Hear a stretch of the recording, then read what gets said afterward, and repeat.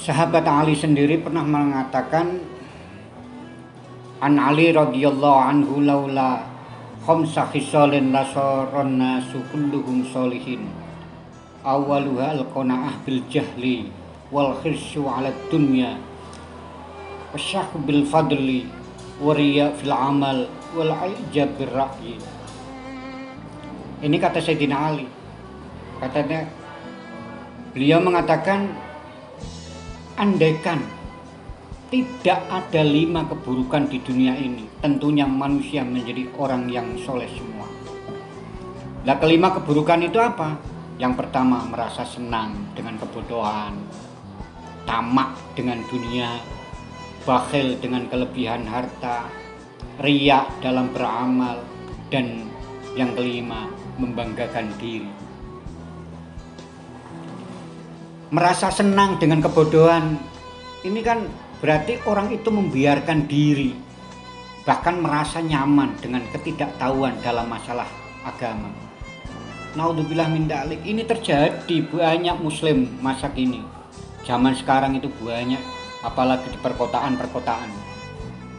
Nggih mboten? Nggih. Mereka disibukkan dengan urusan bisnis dan bermacam pekerjaan demi apa? Demi mencapai cita-cita. Sedangkan masalah keislaman nih, masalah keislamannya cukup kadang-kadang dipasrahkan pada ustadz, cukup dipanggil, dibutuhkan, entah untuk berdoa, untuk ditanya, ataupun di sekedar kadang-kadang ustadz itu dijadikan sebagai tempat curhat. Masya Allah. Ora ana nanggon awake iki niatan belajar sungguh-sungguh apa iku Islam dan bagaimana seharusnya menjadi muslim yang baik. Tidak pernah ingin tahu cara sholat, cara wudhu, bagaimana cara niat, bagaimana cara puasa, dan bagaimana cara-cara lainnya. Seakan-akan sekarang itu banyak merasa puas dengan pengetahuan yang didapatnya. Entah dia mendapatkan dari teman, ataupun dari meniru tetangga. Ini banyak terjadi. Bahkan kadang-kadang Masya Allah, belajar keislamannya dari tayangan-tayangan televisi yang sanad-sanad keilmuannya guru-gurunya belum tentu diketahui secara benar. Apakah itu salah? Seumpama kita belajar lewat televisi, lewat YouTube dan lain sebagainya. Memang itu tidak salah, orang no salah. Tapi semua itu kan menunjukkan ketidakseriusan keislaman mereka dibandingkan dengan keseriusannya belajar ilmu pengetahuan. Orang seperti ini pernah disabdakan oleh Rasulullah Shallallahu Alaihi Wasallam, Allahu yabghadu kulla alimin bid dunya jahilin bil akhirah. Allah membenci orang yang pandai dalam urusan dunia tetapi bodoh dalam urusan akhirat. Itu hati-hati. Kedua, andaikan tidak ada ini, maka orang itu akan menjadi orang soleh. Yaitu apa? Tamak dunia. Dan yang ketiga adalah bakhil dengan kelebihan hartanya.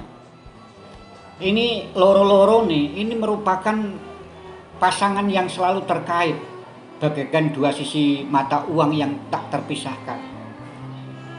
Mergo apa, siapapun yang tamak dan merasa kurang dengan berbagai kepemilikan hartanya, mesti dia akan berlaku bakhil dan sangat sayang dengan kelebihan-kelebihan yang dimilikinya. Bahkan Rasulullah kemudian pernah menyinggung tentang ketamakan.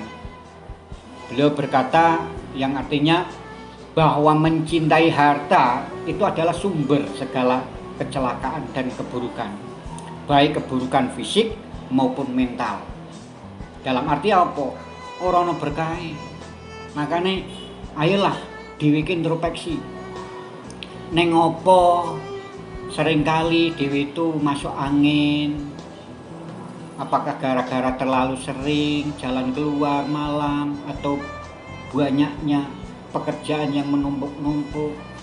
Kita sering masuk rumah sakit secara berganti-gantian, penyakit komplikasi, penyakit ini, penyakit itu. kita tidak tahu. Meskipun ini bukan hukum universal yang dapat diterapkan pada semua orang, tapi kan minimal menjadi pelajaran lah bagi kita yang mengerti betapa kecintaan dan keutamaan dunia itu selalu membawa petaka. Belum lagi petaka mental yang merusak negeri ini. Korupsi, kolusi, dan juga kebiasaan berbohong demi citra diri. Semua itu apa? Bermuara dari satu kata. Apa? Orang tamak terhadap dunia. Hati-hati. Yang keempat itu riya dalam beramal. Riya ya harus ngerti pamer lah. Pamer melakukan satu amal ibadah agama dengan maksud mendapatkan pujian dari manusia, atau dengan bahasa yang agak kasar ya, mengharapkan nilai dunia dengan pekerjaan akhirat. Hati-hati, melakukan pekerjaan atau mengharapkan nilai dunia dengan pekerjaan akhirat. Rasulullah pernah menegaskan bahwa riya itu termasuk dalam kategori syirkul ashar atau syirik kecil.